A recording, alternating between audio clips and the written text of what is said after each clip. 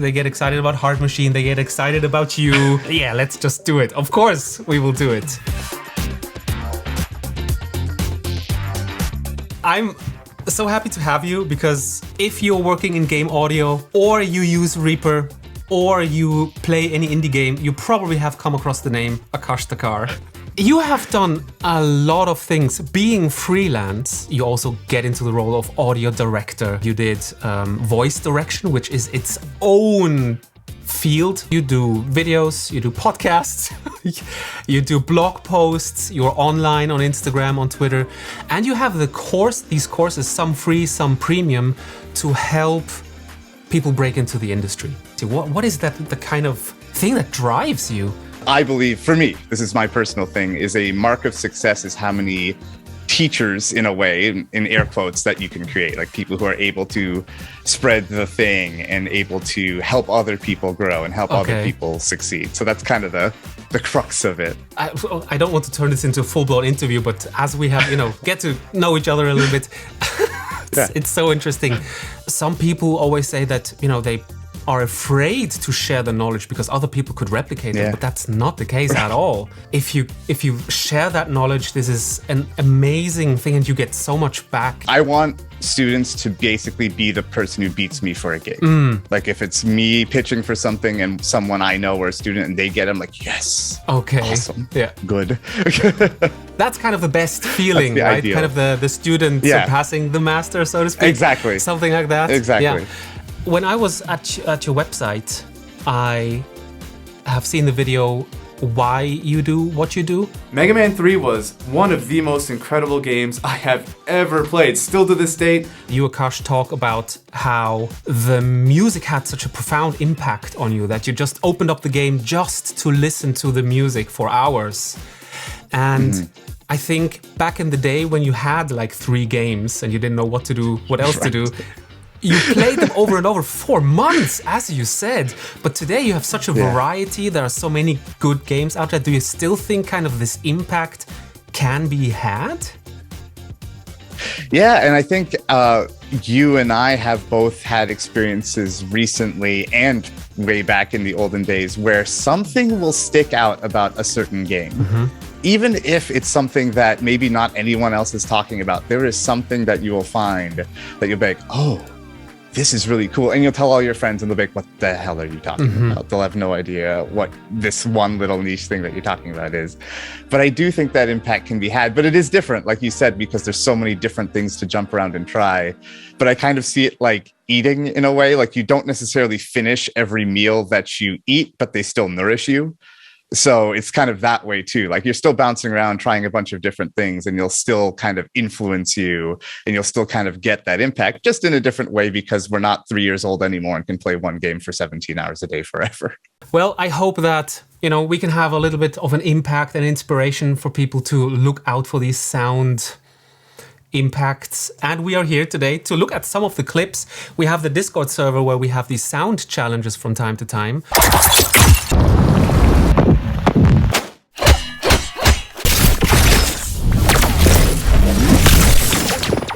Awesome. So we have That's so good. been contacted by EE, and now we did another sound challenge for this new trailer. And we have these 10 beautiful clips that we will look at. And the thing is, I think EE promised some of the merch, so you have to pick a winner. Although I know it's impossible, everybody has their own style or something, but maybe something stood out where you say, well, this clip actually had the best overall impact. You said you didn't look at the clips, right? Yeah. Very good, very good. So it's live reaction, it's awesome. So we shouldn't waste any more time, I think. So let's start. Yeah, no pressure, no pressure. No pressure. Alrighty. So the first clip is from Alexander.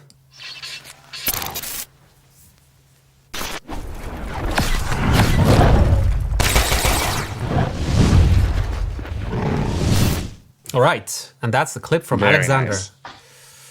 Awesome. Beautiful. So great work. Wonderful work. I think everyone here is probably going to do wonderfully. But that was great. You hit something that I think a lot of up and coming sound designers tend to miss, which is impact and oomph. So behind those sword impacts, especially, there's a good thud, there's a good beefiness to them. One thing to consider with this goes for anything, not just this trailer, but this was very good, is repetition with your sounds. So with sword, for example, there's that really cool kind of whine in the background. But it plays, I think, what sounds like the exact same sample twice in a row. And a little bit of variety in those sorts of samples can go a really long way to giving more life to your trailers. And I know when you find something really cool, it's tempting to be like, I just got to use that again. That's so cool. And it is really cool. But finding some way to add variety to that, it could be a different sample. It could be if you generate it from a synth, generating another version of it, another variation of it. It could even be as simple as changing the envelope or pitch shifting or something like that to it, just changing the shape. But adding variety to something like that, and any sort of repeated motion, footsteps, fireballs, all that sort of stuff can add so much life to something like this. Do you have some sweet spots? Because I notice this as well with my students. It's kind of, I'm really happy when they kind of take the first hurdle and place sounds, but for us it's really easy to hear that repetition. For them it's kind of, whoa, I found this cool sound, but then you go back and it's the same sample, and then you hear it like 8 seconds later, you hear it once again. It's exactly the same envelope, exactly the same whine and stuff, and then you say, totally. Yeah, okay. They're starting out, I get it, and it's all good. Of course. We always have to take the first step to get to the second and the third. 100%.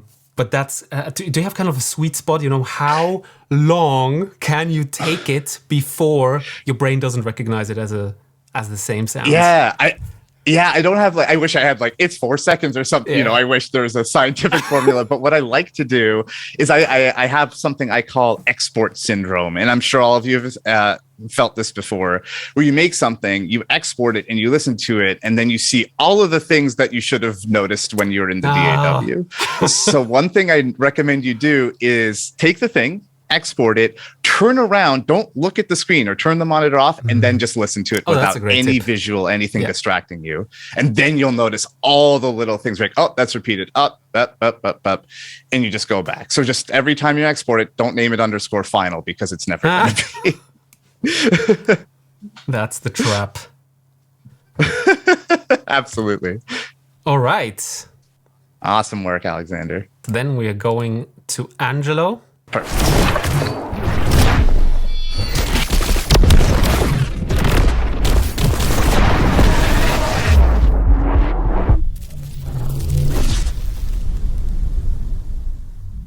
Wonderful job.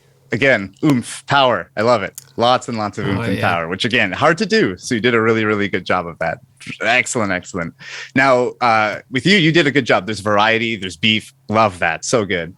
Something to consider with stuff like this, where there's lots of power and impact, is contrast.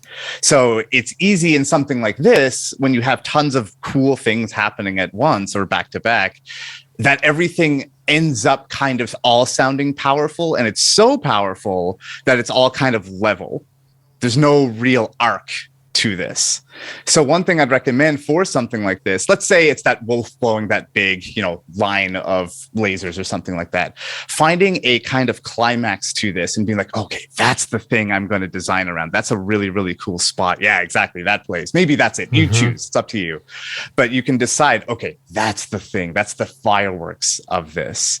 And you can make it so that you either pull everything else back. It doesn't mean just make it super quiet and you can't hear it, but you give either more to that one specific part, or specific parts that you desire to sound really, really cool, or you make it so that you maybe pull back some layers, or you pull back some beefiness from other things. Or it could even be that each of these different sounds has enough different qualities that they sound different enough from one another that it feels like we're going on a bit of a journey, so that everything doesn't end up sounding too powerful and thus all powerful and thus not powerful, because it's all the same kind of level.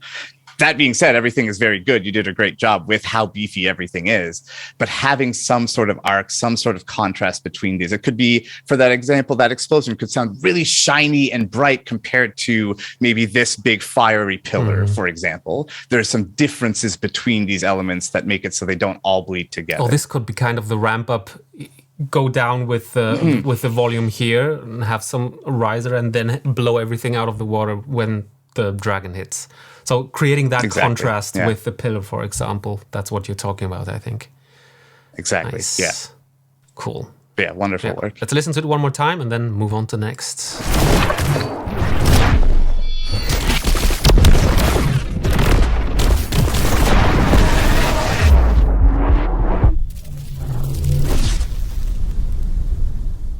Quite well done. Yeah, absolutely. Nice, Angelo. Thank you. Wonderful job. All right. The next one is Kat. Is Kat here? I don't know. I think Kat Linklater. I think she was in one of your courses. She said she loved it. Oh. So I remember that she took one of your courses. Awesome.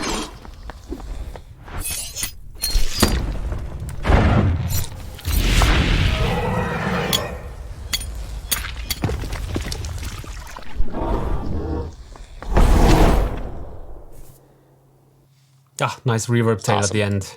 Yes. I always love a fade to black reverb tail. I love that. I'm a sucker for that. Awesome work, Kat. That was great. So you have a really cool set of stylish layers to all of your sounds. There's like a lot of sparkle, a lot of shine. In that reverb tail, I believe I heard some processing just on that reverb tail too. That sounded kind of like bit crushy sort of sound, which is cool. I really, really like that. So I love style. That's kind of my favorite thing. So great job. Now the kind of the thing to do here is to layer and beef these up. You know, that's kind of the thing that's left, because when we work on stylish sounds, it's really kind of easy to focus on that and then run out of time. Big, oh crap! now I have all this other stuff to do. So no shade at all. But something kind of left to this is absolutely to add more layers underneath some of these sounds. Yeah. So for example, some of these swords, I have these really bright kind of shiny elements to it, which is great. That's fantastic. I love that. And now there are kind of other considerations to take into account to make this feel really, really powerful, to make this feel like it's a light sword or it's something special. It's not just something grounded in reality. And an easy way to do that is to start adding layers. Now, this doesn't mean you just kind of add a bunch of stuff nonsensically and hopefully it works out. But kind of that's how it starts. That's kind of how it starts when you're figuring this sort of stuff out. But adding in under other elements in different frequency ranges can be a great place to go to kind of beef everything up and make it feel fuller and thicker. I think it was in an interview with John Rush. I think it's Skywalker Sound. He said in an interview, detail is our business. And I think this comes really down to here. And this is also where you need the years of experience, because first you hear a sound, it will fit, but then with time you have built up the plus in experience, and then you see the next mountain in front of you. I think like everything that you learn is kind of this hiking experience. You see the mountain from here, say, I have to go up there. When you're up there, you see the next thing, because that wasn't actually the top, but you thought it was the top. So it's always this, you learn and then finally you understand just to see the next thing in front of you. Oh, damn. Okay, so this is the whole new thing that I have to learn now that I mastered this one step. Every time. Every single time. I also think that some people really record their own things. I think especially because Kat, she bought microphones and she really is eager to record her own sound. And this is really hard for a sci-fi game like that. Record your own sounds and then process them. It's very tough. But it gives you the practice that you need from, so next time I tried to record more layers or something. So it's amazing on the journey to learn. That is awesome. 100%. So thanks, Kat. So, Cecilia Garcia. Oh, Cecilia, in one of the other challenges, she built her own contact microphone from scratch. She went in and do-it-yourself shops and bought stuff. Beautiful. All right, let's listen to Cecilia's.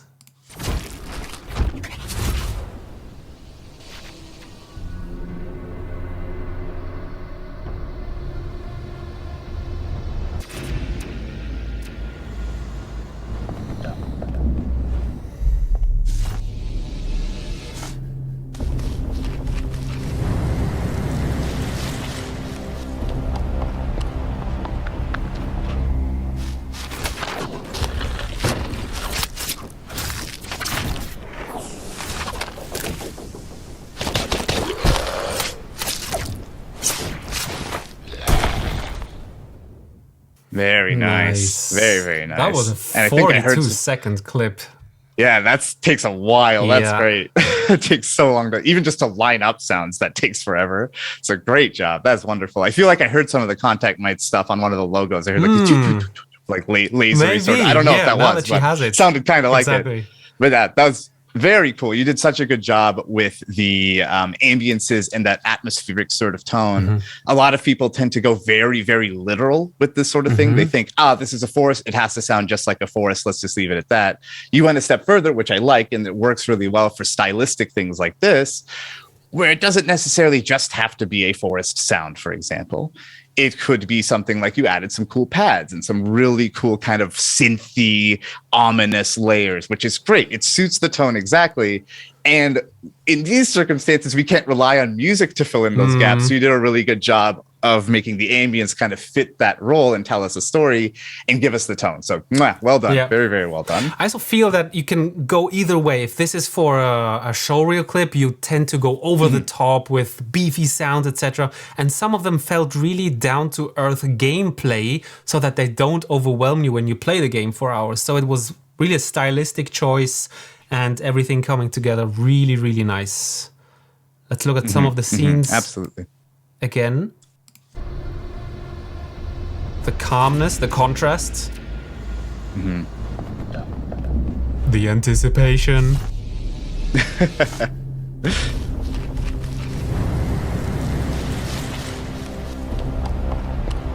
Transitions also very well done. Yeah, very, very well done. Really cool. All right, so that was Cecilia's entry.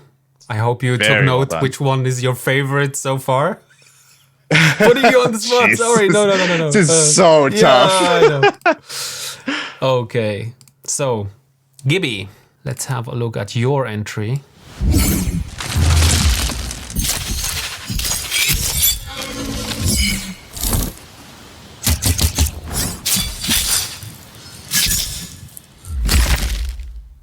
Very, very cool. Lots of good style layers in there.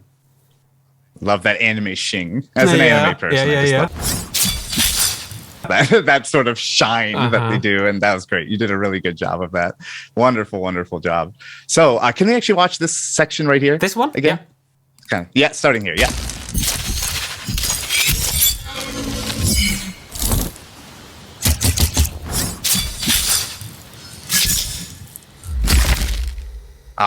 Awesome. Yeah, so you have so many cool kind of shiny elements that suit this sci-fi techie sort of setting really, really well. And they sound deadly. They sound sharp. That's very, very cool. That's hard to do. So that's really, really, really cool. Now, one thing to consider is they all sound really sharp, which is great because they're all weapons. It makes perfect sense. Something to consider is that they all sound sharp in the same way, but they are different weapons. You can have different, it's kind of like the contrast point I was mentioning earlier. You can change these up to sound different and have even slightly different processing between one another to differentiate these different actions from one another so they don't all sound like they are the same weapon or similar. A good example is in Star Wars, the newer movies, Kylo Ren's lightsaber and Rey's lightsaber. They sound like lightsabers, but they sound very different from one another. They have a lot of differences between the two. And that's something to consider with things like weapons or repeated actions like this, where it's constant slashes with a claw and then with a sword. Sure, they can have similar processing and similar elements, but having some differentiation between them will add more life to this and make people be like, ooh, what flavor? This is so cool. Is there an element of fatigue as well when you hear this many, if this was gameplay and you would play all the time with this weapon, that these high frequencies would kind of fatigue you at some point? Yeah, absolutely. If that's happening over and over and you're attacking multiple enemies, and if it's a multiplayer game and lots of people are attacking at the same time, it can get fatiguing with this sort of thing happening over and over without enough variation. So, for example, it would be a nice strategy to have, if one of the attacks was more a critical hit or a bigger impact, one in many moves, that you could emphasize this one with the sheen effect or something, and so that you don't get too much of this fatigue effect. You can even consider in combat scenarios in games in general, a combo of attacks to be a story in and of itself, and an arc in and of itself. So like, and then one big move. Yeah, it could be exactly. Yeah, Devil May Cry does a really good job of that. The number 5, the latest one. If you want to listen to how insane they went with that sort of stuff, but it never sounds fatiguing. They did a good job. Okay. But yeah, great job. Yeah, but these kind of combos, they also want to make you feel good and repeat that action, right? Exactly. So it's like this dopamine hit, yeah, dum, dum, dum, dum, bam! Oh yeah, I want to repeat that. That's so awesome. Cool. Oscar, you're up. I know you're in the chat, so don't run away. You're on. Oscar is also, he's a boom operator. He is from Poland. Oh, cool. From Poland. That's he goes awesome. on, records his own stuff, and then also has some sound design reels that he recently had made, and this is his entry.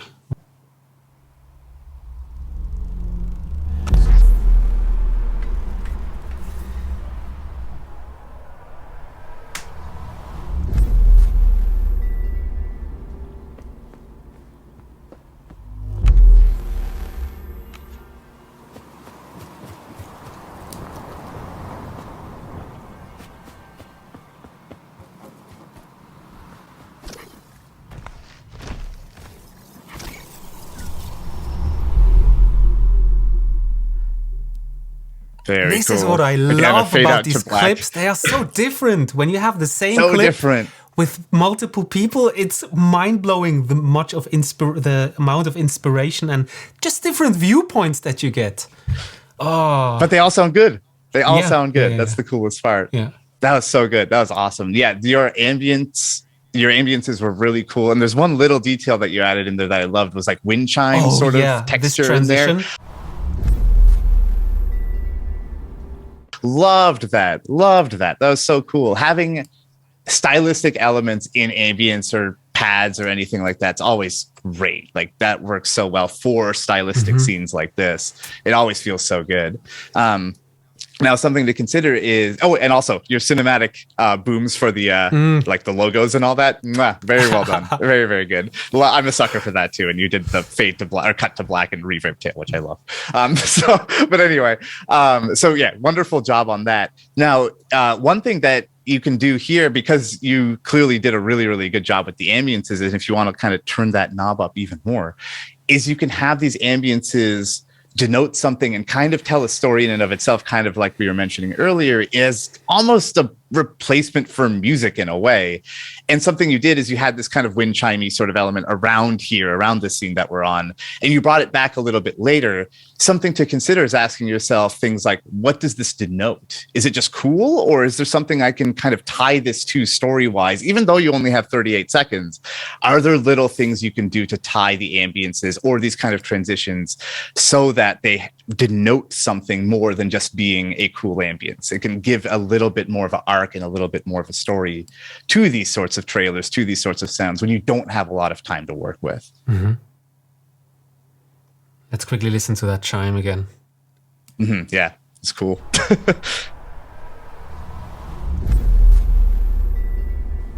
Yeah. Very cool. It's so cool because it's the opposite, actually. The trailer is so action-packed, but Oskar took all the ambient scenes and put it together. It's a very calm trailer. It is. It's kind of this huge world to explore. Awesome. Made it feel really open. Really nice. Oskar, good job. Yeah, good job. So, Twitchywhalez, I have seen you in the chat as well. Is this your entry?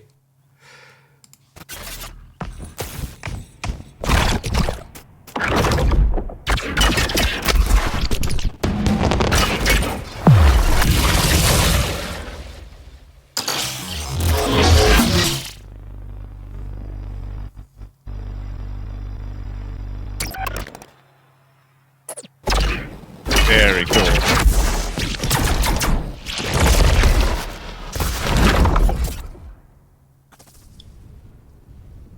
Lots of good beef. Lots of good depth and oomph and power. It's kind of this modernized sound design, this pew pew pew things that are beefy. Exactly. That squishy beef. Yeah, which I like. I like that style a lot.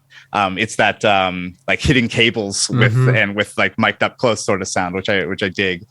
Very, very powerful. Very beefy, very oomphy. I love it. You did a really, really good job of denoting power across all these different enemies. And this logo at the end was very cool. And you had lots of little moving parts to it. It wasn't just one sound. Really, really good job. Awesome, awesome. So kind of similar to what we were talking about earlier is, again, you have all these powerful elements and you have all these kind of, this is not the technical word, but these squishy, lasery, sci-fi sort of elements, these powerful I thought that was a technical sounds to it, term. which I love. Oh, okay, yeah, the squishy sounds, industry standard. This one. Yeah, yeah, standard. Everyone says squishy. But you did a great job with that. But something to consider is that you have squishy kind of sci-fi sounds across many, many of the attacks. Some of them actually didn't have them, and I actually really like those brief breaks that we got from it. It's something to consider is where else can you either take that away or change it up in some way for the kind of more important, air quotes, elements of this trailer or parts you really, really want to hit, so that when those types of sounds happen, people are like, oh, whoa.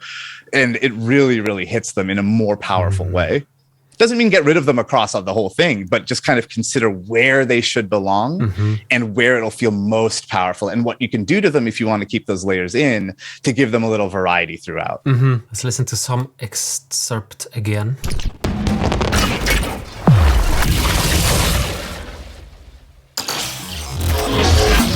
This feels a bit VHS-y. It's very cool.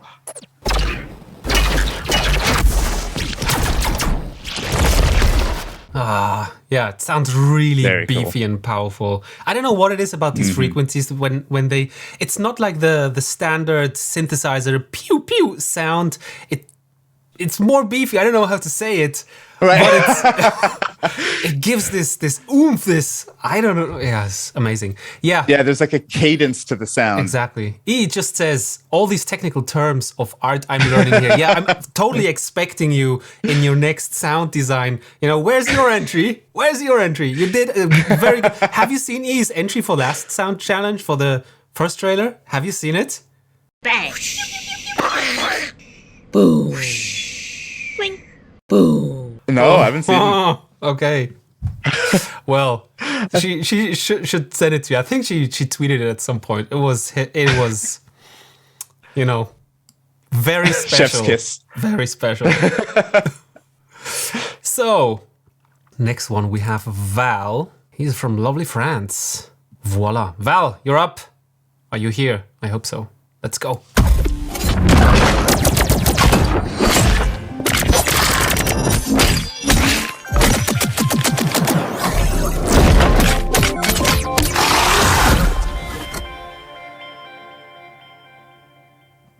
There's the reverb again. Very cool. Yep, love it. I just can't get enough of that. It's a matter of taste. Very nice job. It totally. We had Nikola Lukic on, who works at DICE at the moment. It seems, not a friend of reverb. That's so funny. He looked at some of our entries for another challenge, and he said, less reverb, stay away from the reverb. He likes the sounds crispy. I understand. And I'm kind of the opposite way. I think, yeah, if you need some ideas, put some reverb on and then you get inspired. See where it goes. Totally. It's like fairy dust. Just throw it on and see what happens. Yep. You did such a good job on this. And the thing that you hit that I think it shows that you have a really good eye for detail is you have these build-ups to each of the attacks. So you have these like you have these build-ins to these attacks, which is such an important part of stylistic sound design. Obviously, in real life, if you pull back a sword, there's going to be barely any sound at all.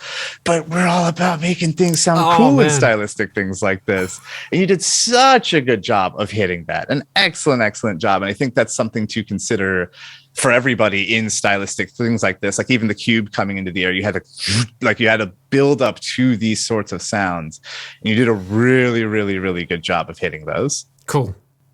Yeah, build-ups are great. And now if you want to kind of push this further, because the melee sounds freaking great, I think something to consider now, and this is tough, is making it so those gunshots, you have a kind of like this machine gun and the pistol, is what kind of extra life can you give to those without making them sound like the weapons? Right now, they don't sound like the weapons, the melee weapons, but they sound, in comparison, less thrilling. They don't sound as cool as these awesome melee weapons that you've designed. They sound a little more just standard laser-ish. So the kind of goal is, where can you take these shots, which again, that's tough, to make it so it sounds even more cool, just like your melee weapons, without necessarily stomping on the cool stuff that you did with the melee weapons and taking away from them when those come up. Nice. Now, Valle. Here we go. Valle's entry.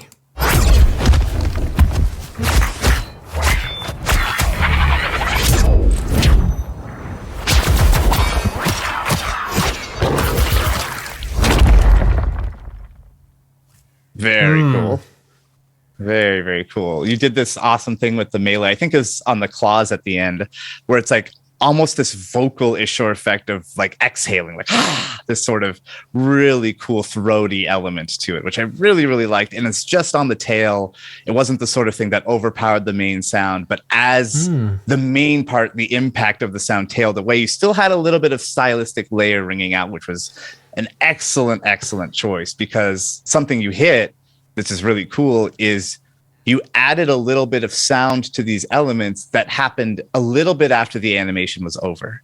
And that adds so much character to the things that we're designing for. So you did a really, really, really good job of that. It's the detail that you were mentioning earlier, Chris.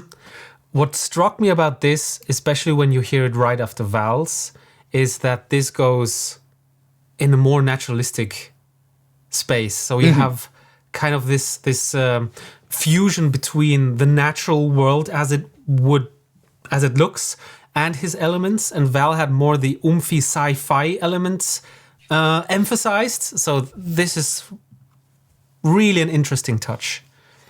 Let's listen to some. Can you yeah, perfect.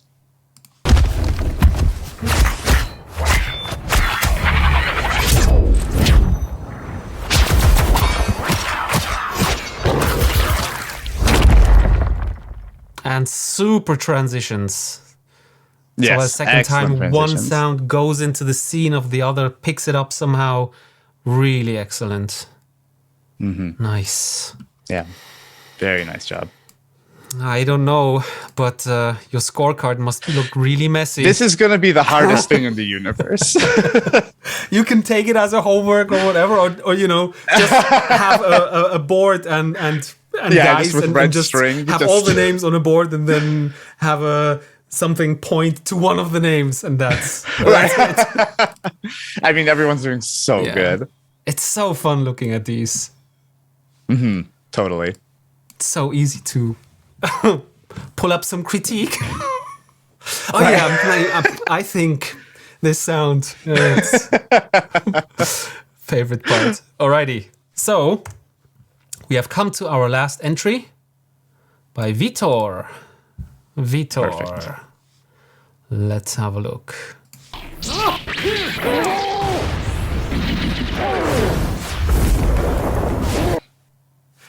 He mentioned, I think, he was the one who mentioned he has this Gundam library of his favorite anime, and he couldn't resist. I was going to say this sounds very old school anime, so that's there we go, perfect. So it's this fun take on let's I love try it. something, It's so fun. crazy. I love doing it and putting these sounds together. It's so cool from a creative point. That's so important to do that, because like you mentioned earlier, like there's no right answer to any of these. All of them are good. True. So I think you having fun with it and being like, I'm gonna see what happens with Gundam. Awesome. Phenomenal. So, and you probably learned a lot. You probably learned a lot just by doing that too. So I very much appreciate someone having fun with it instead of stressing out and trying to find the right answer. Nice. To a certain sound. That's so fun. I love that. Exactly. The vocals. Let's listen so to good. it again. Yeah, totally.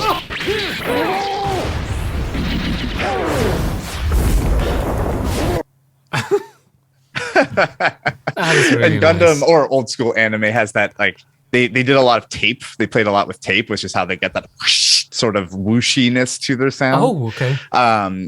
Yeah, that's how that old school anime style was made, is they basically just played with playback rates on tape. And that's how like Dragon Ball and Gundam and all those sorts of things got that like whoosh, whoosh sort of sound, like that weird throaty buildup that they all have. And for a game like this that's very anime inspired, it works pretty well. It works surprisingly well. Would be fun if you added an Easter egg soundtrack to it, so you can just switch over in the sound settings, and you would have all these. That would be so fun. Just old school. Yeah, oh, I'd super love old school. that. It'd be so fun. Oh, but so much work as well. Oh my god, a whole other soundscape just for a fun Easter egg. Yeah, exactly. You know, easy. Really cool. Amazing. I'm pumped. I don't know what to do now. It's very inspiring. Yeah. Like, I think one thing to consider for all of these is that, one, all of you did so good, so fun to watch. Like the smiles on our faces as we went through and these. the So chat that's as well. wonderful. Yeah, and everyone's so Went friendly. wild. Oh my god. Yeah. It's so good. So even though we're giving feedback and stuff like that, it doesn't mean like there's a an insurmountable lack of skill or anything. You're all doing so freaking good. And when I was starting out, boy, I couldn't have pulled any of this off. Not 1% of this. So this is amazing to see. Akash, thank you so much for your time.